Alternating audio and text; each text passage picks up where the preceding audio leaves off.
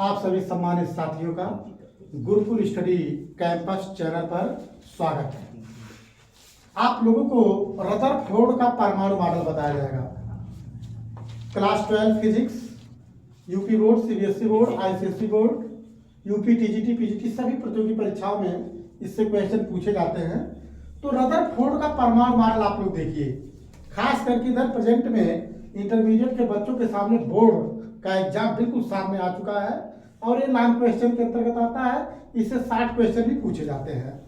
तो रदरफोर्ड का परमाणु मॉडल क्या है, उसके पहले मैंने आप लोगों को बताया अल्फा कणों के प्रकीर्णन का प्रयोग मैं और नाभिक की खोज में बता चुका था। वैज्ञानिक रदरफोर्ड ने अल्फा कणों के प्रयोगों से प्राप्त निष्कर्षों के आधार पर एक परमाणु मॉडल दिया, जिसे हम रदरफोर्ड का परमाणु मॉडल कहते हैं। अल्फा कणों के प्रयोगों से प्राप्त निष्कर्षों के आधार पर वैज्ञानिक रदरफोर्ड ने अपना एक मॉडल दिया, जिसे हम रदरफोर्ड का परमाणु मॉडल कहते हैं। तो रदरफोर्ड का परमाणु मॉडल क्या है भाई? देखिए, ये है एटम, ठीक। परमाणु के मध्य में क्या होता है? नाभिक होता है। आप लोग जानते हैं नाभिक में क्या होता है? धन आवेश होता है। नाभिक पॉजिटिव होता है ना जी सर। इलेक्ट्रॉन जो होता है वृत्ताकार कक्षा में चक्कर जी सर। इस तरीके से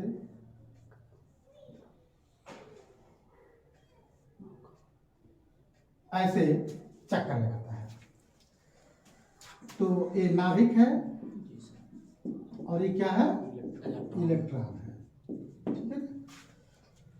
तो ये क्या मॉडल है, इससे क्या मिला? इस चीज से आपको कौन सी चीज मिली? नंबर 1,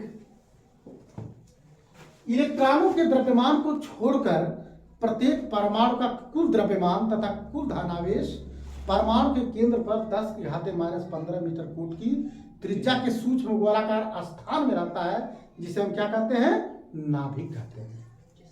जिसे क्या कहते हैं? नाभिक कहते हैं। तो ये मॉडल क्या है? इलेक्ट्रॉनों के द्रव्यमान को छोड़कर, इसके द्रव्यमान को छोड़ दीजिए, इलेक्ट्रॉनों के द्रव्यमान को छोड़कर प्रत्येक परमाणु का कुल द्रव्यमान तथा कुल धनावेश परमाणु के केंद्र पर 10⁻⁻15 मीटर कोट की त्रिज्या के सूक्ष्म गोलाकार स्थान में रहता है, जिसे क्या कहते हैं? जिसे नाभिक कहते हैं। नाभिक कहते हैं। ये पहला मॉडल है, मोस्ट इंपॉर्टेंट। थोड़ा सा क्रिटिकल लगेगा, लेकिन आपको जब लर्न कर लेंगे तो इससे आपको काफी फायदा रहेगा, काफी अच्छा रहेगा, ठीक है।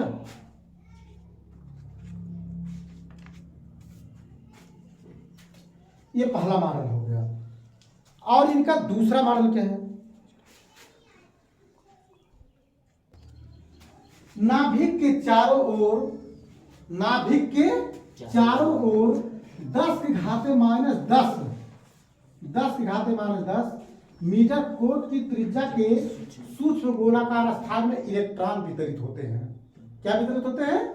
इलेक्ट्रॉन वितरित होते हैं। इन इलेक्ट्रॉनों का कुल ऋणावेश नाभिक के धनावेश के बराबर होता है, ठीक है। क्या हम बताए हैं? नाभिक के चारों ओर 10⁻10 मीटर कोट की त्रिज्या के सूक्ष्म गोलाकार स्थान में क्या वितरित रहते हैं? इलेक्ट्रॉन वितरित रहते हैं। इनका कुल ऋणावेश नाभिक के धनावेश के बराबर। लिख देते हैं,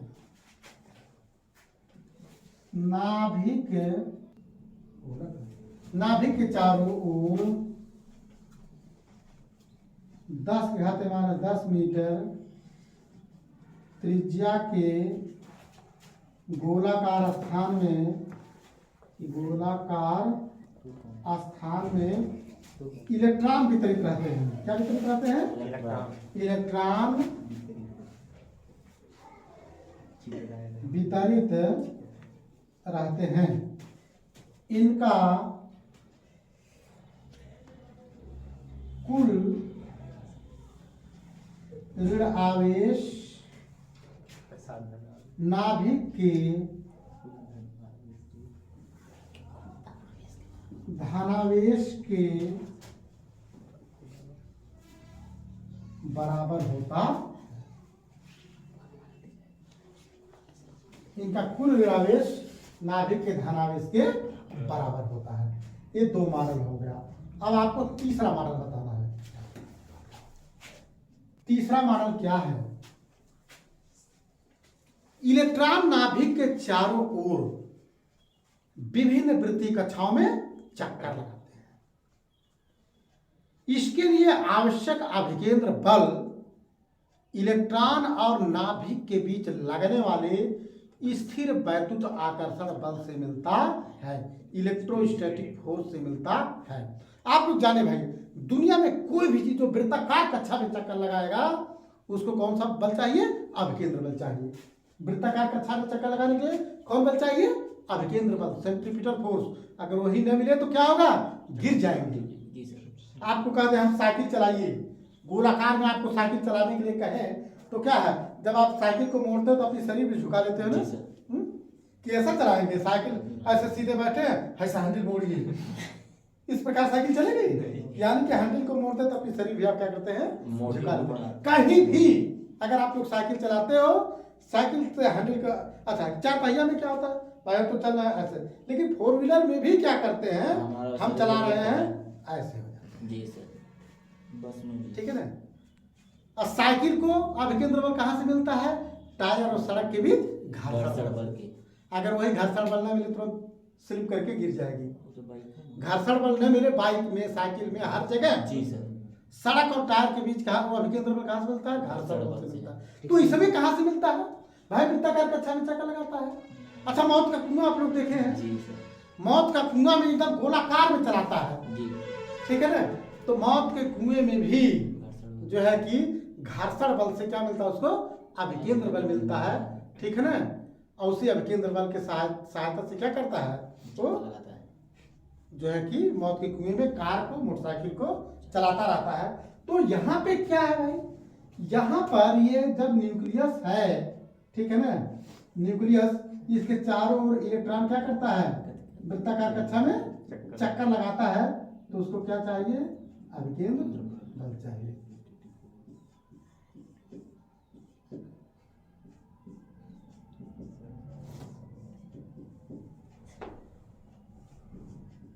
ठीक है ना। इस प्रकार से चक्कर लगा रहा है, इलेक्ट्रॉन चक्कर लगा रहे हैं, इसी न्यूक्लियस है। ठीक है। तो इस चीज को मैं लिख देता हूं, ये बहुत इंपॉर्टेंट है, बहुत इंपॉर्टेंट है ये। ऐसे देखिए, इलेक्ट्रॉन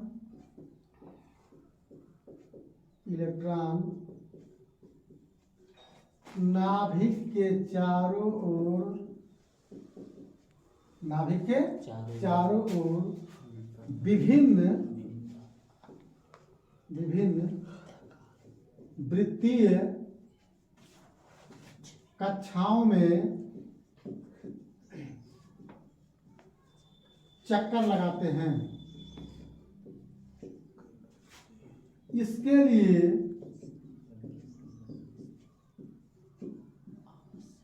आवश्यक अभिकेंद्र बल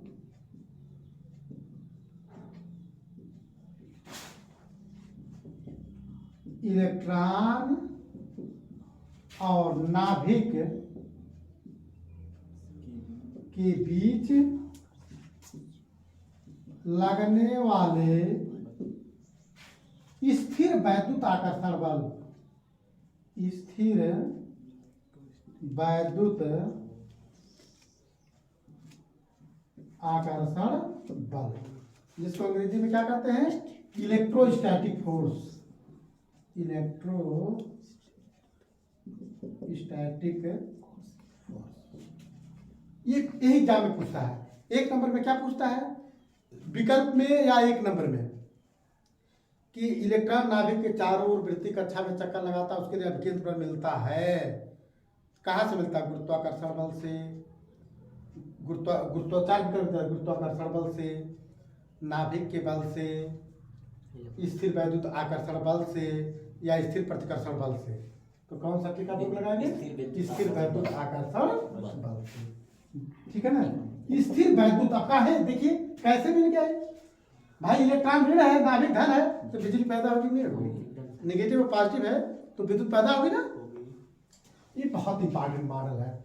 तीसरा मॉडल, इलेक्ट्रॉन नाभिक के चारों ओर विभिन्न वृत्तीय कक्षाओं में चक्कर लगाते हैं। इसके लिए आवश्यक अभिकेंद्र बल इलेक्ट्रॉन और नाभिक के बीच स्थिर वैद्युत आकर्षण बल से मिलता है। ठीक है ना? तो ये हो गया।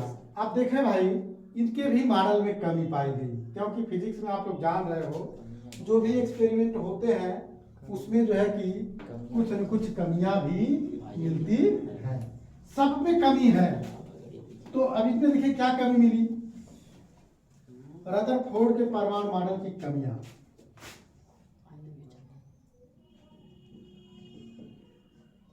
रदरफोर्ड के परमाणु मॉडल की कमियां। कौन कमी हुई भाई? दो जगह फेल हो गई है, दो बात में फेल हुए। इनके अंदर भी दो गड़बड़ी मिली। जो मॉडल दिए दो गड़बड़ी मिली रदरफोर्ड में। कौन कौन? नंबर एक, परमाणु के अस्थायित्व के संबंध में। परमाणु के अस्थायित्व के संबंध में। ठीक है ना? And stability of an atom. English क्या इसकी होगी? And stability of an atom. बहुत लोग एटम को क्या कहते हैं? आइटम कहते हैं। एटम, ठीक है ना? परमाणु के अस्थायित्व के संबंध में and stability of an atom.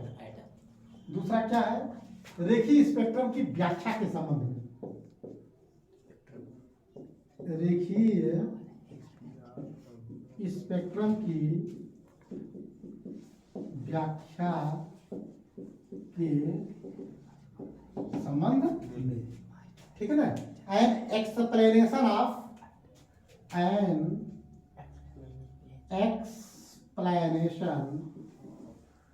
Of linear spectrum. Explanation of linear spectrum. दो जगह फेल हो गए भाई।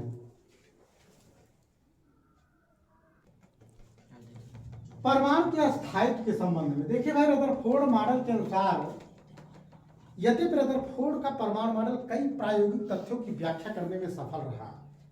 यद्यपि रदरफोर्ड का परमाणु मॉडल कई प्रायोगिक तथ्यों की व्याख्या करने में सफल रहा, लेकिन इनके भी परमाणु मॉडल में कुछ न कुछ कमियां पाई गई। निम्नलिखित दो कमियां पाई गई खास करके परमाणु के अस्थायित्व के संबंध में।